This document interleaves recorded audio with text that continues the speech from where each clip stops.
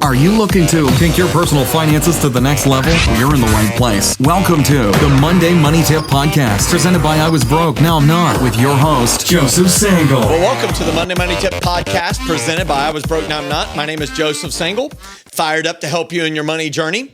And I'm joined, as always, by my co-host, Megan Hibbert. Are you fired up today? Fired up. Happy June. It's Happy Monday. And it is June. It's June 7th. It's about the longest we would go before we would say June, because our last episode was on the last day of May. It's true. And so today, we're going to go a little bit off script. Is that okay? We're not going to answer a question, really. We're not. Yeah. Nope. So we're going to talk about a principle that is quite powerful if you apply it in your money journey. In fact, it has incredible power in your entire life. And it's a principle that we call the 1% principle.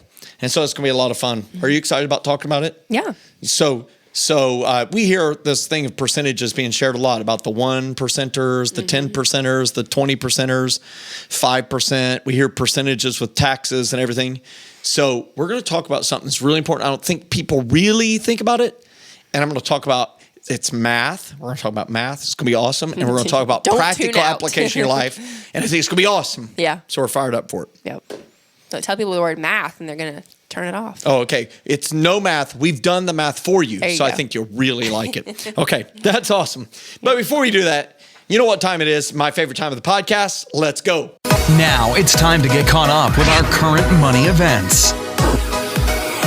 The Monday Money Tip Podcast is sponsored by the Fully Funded Life Membership Program. The Fully Funded Life Membership Program provides all you need to begin winning with money and live a fully funded life. Fully Funded Life includes 4 key components: courses, challenges, coaching, and community. Courses provide financial education. Challenges help you make massive progress in a specific money skill.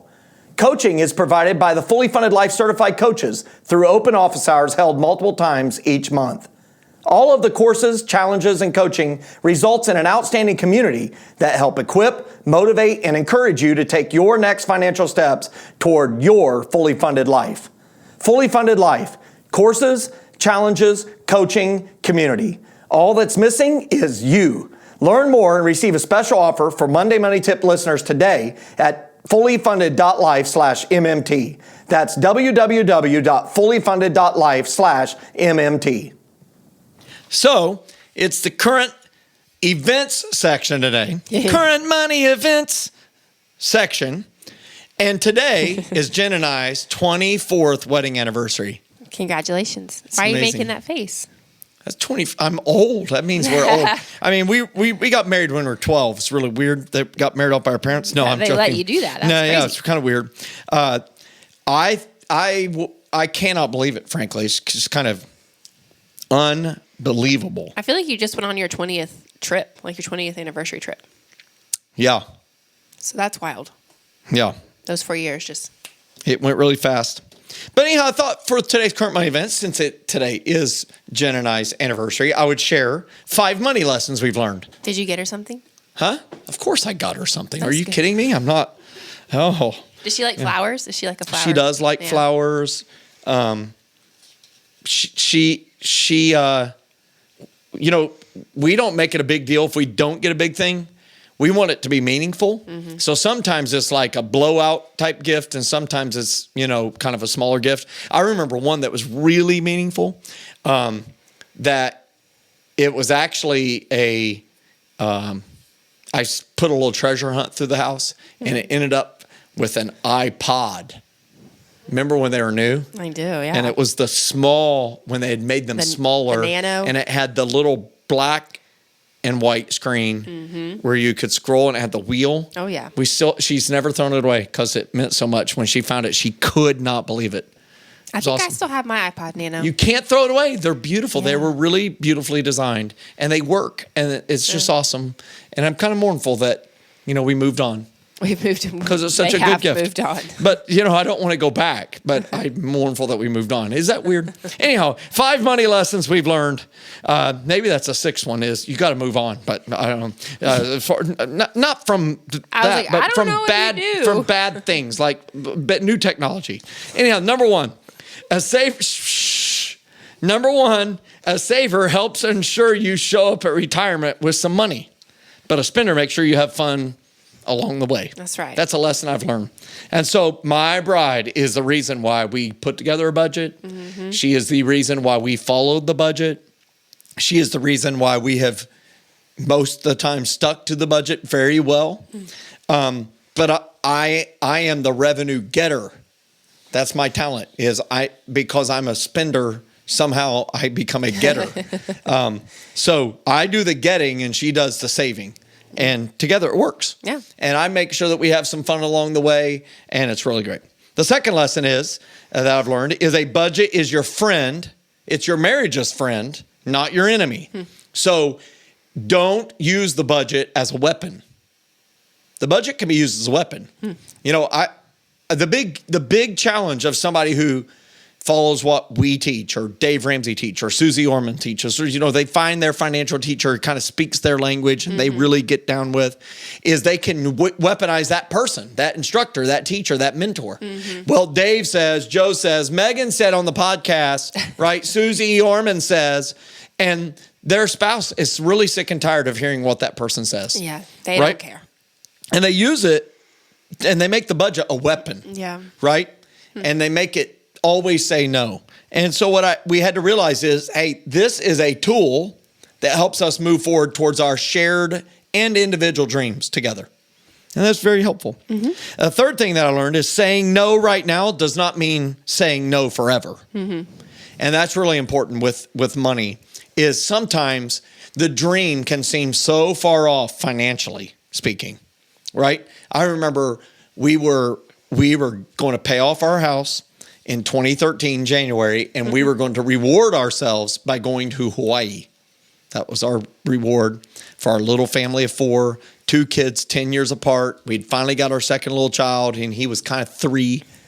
And we're going to take this money that's been going to the house payment, and it turns out that adds up really fast, and we're going to go to Hawaii. Or as my son now, he's 11 now, says Hawaii. It's Hawaii. And I love it. I love it how he says it. Anyhow, we go Hawaii.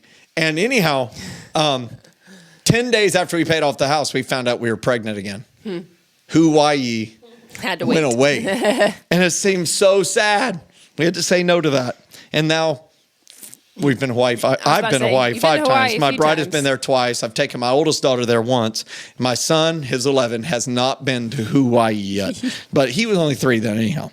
But saying no right now does not mean no forever. We've been able to say yes to so many things that I really felt at times I had lost hope in early on in my journey financially, that we've been able to say yes to. That's something we learned. Yeah. A fourth thing we learned is children are crazy expensive, but they're worth every penny.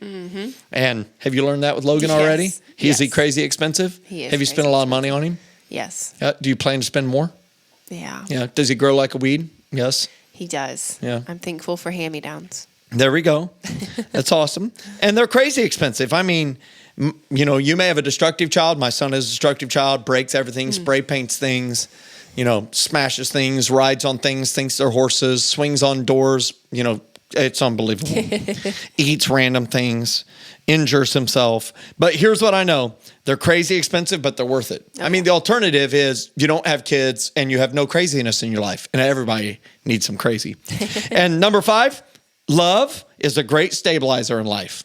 You can accommodate a lot of things in your life that are going crazy if you have the stability of your bride, your husband, your spouse, right? It's just amazing. Yeah. As long as that's stable. But I think the inverse is true. If that's not stable, it doesn't matter what else is stable. It'll cause crazy everywhere else. Right. So it's that thing, love, that it turns out that in the Bible where they say the greatest, and these 3 remain, right? And the greatest of these is what? Love. And so that's the 5 things I've learned. Did you like my unique 24th wedding anniversary current money events section? We should send it to your bride. Yeah. Maybe she'll listen to the podcast, because I know she listens to every episode as soon as it comes out. Awesome. She's so dedicated. She's very dedicated. All right. Our success story this week is from Fully Funded Life. So you may have heard us talk about it. You heard about it a little bit earlier in the podcast. But we are just so excited about it. We have lots of people that have been joining us for it. We have people from multiple countries, which is kind of crazy to think about. So all these people are coming together with a community to help them. So it's coaching. Yeah. Do you want to do it? Coaching. No, you're teaching it. Challenges. Yep. Courses. I was like blanking on the other one. And community. So we are so excited about it. We've had lots of people write in success stories from Fully Funded Life. We do coaching with them as one of our 4 C's. And out of that, we've seen a lot of people be able to gain financial freedom. They've been able to, pay off debt. They've been able to make major strides in their financial journey. And so it's been really cool for us as a team to see that we've been able to pour all this love into FFL, but then to see other people be able to pay off debt or, have this freedom that they haven't experienced before, or have margin, or be able to save or eliminate debt or pay off their house, or all these things that people are doing that they that we're being able to see because of like the way that we're helping them. So we're super excited about it, and we have lots more in store. Lots more for FFL, and so we are so excited about it. So if you haven't checked it out yet, make sure you check it out. You can go to fullyfunded.life to hear more about it. If you go /MMT, you will get a special code. Awesome. So that's great. But yeah, I think it's been really cool. And you've said it on some of the coaching appointments, which I think has been pretty cool for you to be able to see and talk to people. My favorite thing to do is sit one-on-one with an individual or family, because you don't have to speak in general terms anymore. Yeah. It's what are your specific financial issues? What are your specific numbers? Let's go. Yeah. All in a confidential environment, and we can lead them. Because we're not selling anything. I mean, right. We might sell you a book, but we're not going to do a sales pitch for a book. Right. You may say, hey, I want that book for a family member or whatever. There's even discounts for that. But we can point them to services that we vetted out, that we know, that we trust, that we use. And it's great. So courses for the mind, because so many people been through so much education, even college, and they have no personal financial education, no formal education. So the courses give that to them. And then the challenges help people get really good at money skills or brush up on skill sets like budgeting or saving or buying your first stock, or giving challenge, things like that. And they're brief periods of time where you can do intense focus. People can usually do really bursts of speed short term. And then that coaching, that's open office hours with our team members. It's awesome. And then the community aspect, really celebrating each other's victories. Yeah. And so that's our success story. We have people from multiple countries, as you mentioned. And hey, we have UK represented, Canadian, the United States. We need to add some more. And so if you're listening in other countries, we want to hear from you. Join Fully Funded Life today. Anyhow, that was sounded like a commercial, but really it's a success story. We are so pumped about the success of our members. Yeah, and I think ultimately, I think why we talk about it a lot is because we want to be able to help you individually, you, podcast listener, you. And there's only so much that we can do in this episode. So we can talk very general about topics. We can talk about how to save. We can talk about how to eliminate debt. But ultimately, Fully Funded Life lets you be able to focus on what you're focusing on. So if you're on rung 4, if you're on rung 7, if you're on rung 1, we have these courses that are specifically designed to help you in that moment. We have the coaching that is allowed, like you said, to ask your specific questions. So if there's something that you're like, this is really specific to me, well, we have coaching for that so that you can ask. And so it does sound commercially, but we're super excited about it because we want to be able to help you individually. And we know what it does for people. Yeah. But we can't do that for people. Right. But the people that are doing it, so exciting. Yeah. And everyone's situation is different. So I feel like I could talk about it forever because we've all been so deep in it. But we just want to be able to help you in your financial journey so that you can say, I am financially free. Yes. Yeah. And living a fully funded life. That's right. Okay. So like you said before, today we're going to go a little bit off script. So instead of answering a question, we're going to talk about a principle that's quite powerful if you apply to one's money journey. So in fact, it's an incredible the incredible power in your entire life. So it's a principle we call the 1% principle. Yes. The 1% principle. And this is something that happened to me while I was running on a treadmill. Now, when I travel on the weekends, I usually train new financial coaches in the area that I'm at. And then that's usually done about noon 30. And then I go run. And I do my best Forrest Gump. And on this particular story that I'm going to share is, I'm making a decision. Am I going to run outside or inside? This is based on several things. It's the temperature outside. It's the weather. Is it raining? Is it muggy? Is it cold? I don't mind cold. I don't mind a lot of stuff. What type of neighborhood is it? Is it all commercial where I'm staying to where there's nonstop cars and it might be dangerous? I love to run in neighborhoods. And so if I can run outside, I do. However, on this particular trip, I was in Las Vegas in August. It was hot. It was 114 degrees, but it was a dry heat, whatever that means. It means that the soles of my shoes were trying to melt. So I got on this treadmill in this wonderful place that I was staying, and I got on this treadmill, and I'm telling you right now, I was Forrest Gump. It was unbelievable. I mean, I was running, and I ran 4 miles in 30 minutes flat. Now, for some people, that's not much, but that was 7-minute, 30-second miles. That is called booking it, according to Joe Sangle. And as I did that, I use Runkeeper it tracks me GPS-wise when I'm running. I don't know if you use an app when you run, but it tracks me, and it even works with an Apple Watch. But when you're on a treadmill, you have to enter it. You have to log it. And then it keeps track on Runkeeper, which is my favorite app for running. It tracks how many miles you've ran this week, how many you've ran this month, if you've set a goal for how much you want to run this year, whether or not you're on track, and what your trends are, what your average pace has been, how many minutes you spent running, how many hours and minutes. And I realized at this moment, it was the last day of the month. And I realized it said that I had ran about 7.5 hours in the month of August. And I sat there and I realized that it just cascaded the thoughts said, hey, look, I feel great. I've just ran 4 miles in 30 minutes. It's awesome. And I realized in that moment that this was a 31-day month. It was August. And there's 24 hours in a day. And then I did the minutes. And I realized that in a 30-day month, there's 720 hours. And I've ran a little over 7.5 hours. And I realized that I had ran a little over 1% of that entire time in the month. Yeah.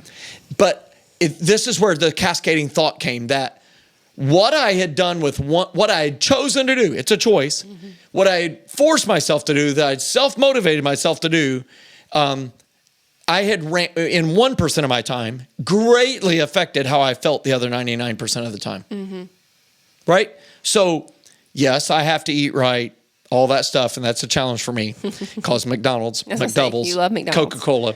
But anyhow, Jack in the Box. we had Jack in the Box. That hasn't happened much because we moved offices and it's a little further away. It is a little And so here's what I know. That may be better for my heart health, but here's what I know. I had ran 1% of the time, and it greatly affected how I felt the other 99% of the time. And all of a sudden, it just really cascaded. And it said, wait a minute. Because I have this thing where I say the things that we really need help with, they don't teach at all in school. Like how to be a good parent. Yeah. They don't teach parenting in school. Right? How to be a good spouse. They don't teach that. You have that class in school? No.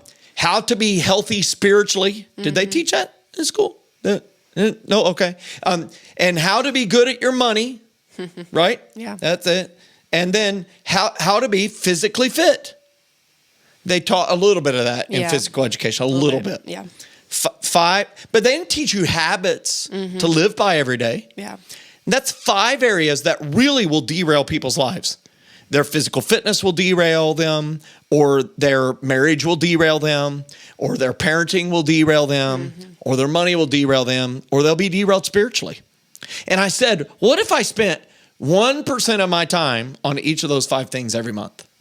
I still have 95% of my time. Now, the average human sleeps 1/3 of the time if it's 8 hours a day. Is that right? I heard it said once that the average human battery lasts 16 hours. And takes a recharge of 8 hours, right? Thinking of yourself as a battery, it's really weird. But anyhow, I said, if I've spent 5% of my time, this was the hypothesis, using my engineering words, this is my educated guess. If I spend 5% of my time, 1% on each of those things, I bet you the other 95% of my life would be a lot better. So for the next year or so, I focused really hard on those 5 things and kind of did proof of concept. And so what I did was become very, very intentional about making sure, now it might not be a news to you, but I was already spending about 1% of my time on my financial stuff. As I shared, I was already spending 1% of my time on fitness. Yeah. I was spending none of my time intentionally focused on improving marriage, learning how to become a better husband, better spouse, and spending none of my time thinking about how to become a better parent, right? I was just coming home and saying, why are you doing that? Well, that's probably not good parenting all the time.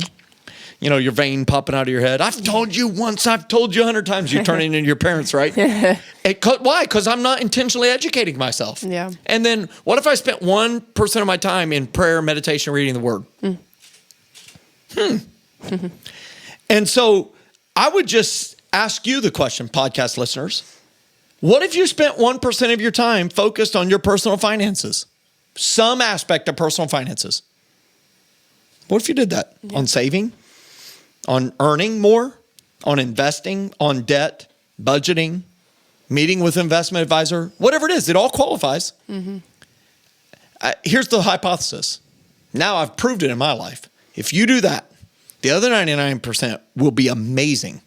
So I would just ask that of you, Megan, as I bring that principle to life. What are some of the thoughts that came to your mind?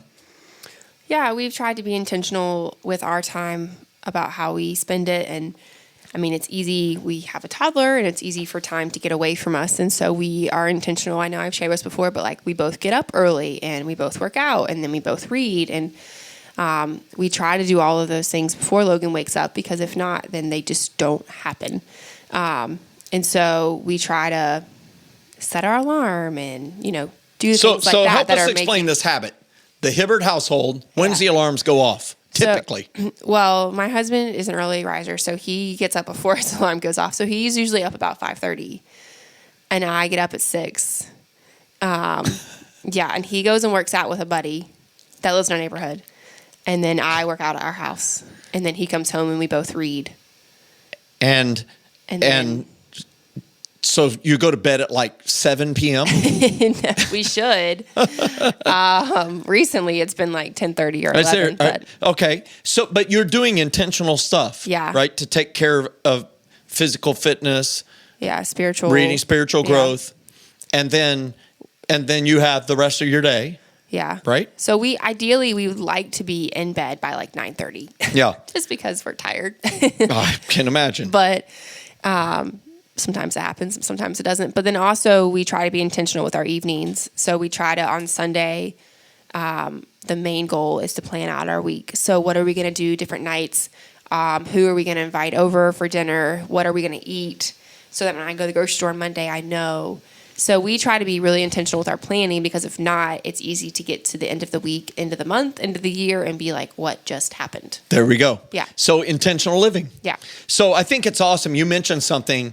You have a toddler, which is code word for I'm exhausted. Yeah. Right? So every parent can identify with that. And what really it becomes is we find really good excuses to not do this. Oh, yeah. I have a really good excuse to not take time to sit and meditate and pray. Yeah. Because there's so many things to do. I mean, there's so many things to do. But everybody who does this and gets in the habit of it says life is better when you do that. Yeah. Your life, the way you get to live your life is better. People who spend 1% of their time focused on their finances, newsflash, they get better with their personal finances. Yeah. And so there's excuses. And I would just say, don't allow yourself, I don't care how great your excuse is, for not spending 1% of the time in your finances. But listen, resources exist everywhere on how to become better with money. We are not the only game in town. We know that.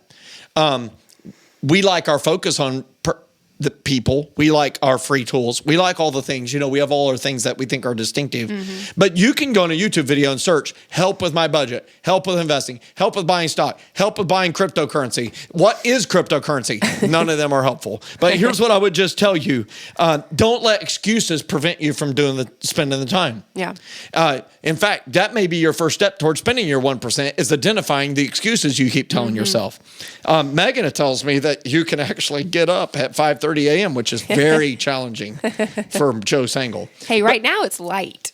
But yes, so it's it is. a little bit love easier. that. In the wintertime, it's very hard. So let's get real practical. What is 1% of a day, Megan? Yep. So 1% of a day is 14.4 minutes. 1% of a day is 14.4 minutes. Can you spend 14.4 minutes watching some YouTube videos on personal finance? Listen to this podcast. Hey, you listen to this podcast today, it's going to be like 24, 25 minutes. There you go. Ding, Check. ding. You've got almost 2 days out of the way. Okay, what's 1% of a week? Yes, so that's 100.8 minutes or 1 hour and 41 minutes. So an hour and 41 minutes. Hey, can you set up an hour meeting with your financial coach? Right? If you're a fully funded life, there's 30-minute coaching slots. Check mark. Yep. Could you spend 30 minutes calling an insurance agent or two to get new insurance quotes? Right? This all qualifies. What is 1% of a 30-day month? Yep. So that's 432 minutes or 7 hours and 12 minutes. So 7 hours and 12 minutes. That seems like a lot when you start adding it together, but when we break it into smaller pieces, 14.4 minutes a day, the whole key is just like known upcoming expenses. If you try to do it all at once, not going to work very good. You've got to spread this out. Okay. What's 1% of a whole 365-day year? Yep. So that's 5,256 minutes or 87 hours and 36 minutes. Okay. So think about this. The average work week, 40 hours. Yep. Right? So it's a little over 2 work weeks. Yeah. So, but you can do this intentionally in bite-sized pieces to where you literally work for yourself, on yourself, for things that benefit you most. Think about it. The thing that can help you become a better parent, that you can intentionally become a better spouse. Hey, by the way, becoming a better spouse does not mean I'm going to intentionally work on my spouse becoming a better spouse, right? And pointing out all the things they do wrong, right? And same thing with finances. It's not saying what my spouse can do with finances. Yeah. It's what can you do? How can you improve your collective abilities? And ways that I've done this, let's talk about practical, really practical ways I've gotten better at this. Books. Yeah. I mean, I can rattle off the list of books. Dave Ramsey's book, Financial Peace Revisited. That's my favorite book he ever wrote. Robert Kiyosaki's book, The Cash Flow Quadrant, my favorite book. He also wrote Rich Dad, Poor Dad, which is also excellent. He also wrote a book, Why A Students Work for C Students and Why B Students Work for the Government. That's his title. Rather a little feisty, but very humorous, and I laughed about it. It's a collection of a bunch of posts he's written about it, the topic of investing and money. I've also read other books on personal finance. David Chilton wrote a book called The Wealthy Barber, perfect for your teenager to read, to learn about compound interest through a really interesting story. So read books. You could read blog posts every day, right? Just set up some blog posts that you read every day. Whether you have the Facebook page pulled up for I Was Broke Now I'm Not, or you've got I Was Broke Now I'm Not page pulled up, or you've got CNN Money, or you've got Yahoo Finance, something. Read it every day. I like CNBC.com. CNBC.com, I love them. CNNmoney.com, I mentioned. Bloomberg, Wall Street Journal. Buy a subscription to Wall Street Journal if you want to become great at investing. Whatever it may be, you've got to invest in yourself and knowledge. And it says, in Proverbs 4:7, which is really the verse, is the beginning of wisdom is this: get wisdom. Though it cost all you have, get understanding. And so you've got to invest in yourself. And the only way I found that this happens is to make it a habit. And how do you make things a habit when you're first starting out? You probably got to get it on the calendar. Yeah. And you probably got to have conversations.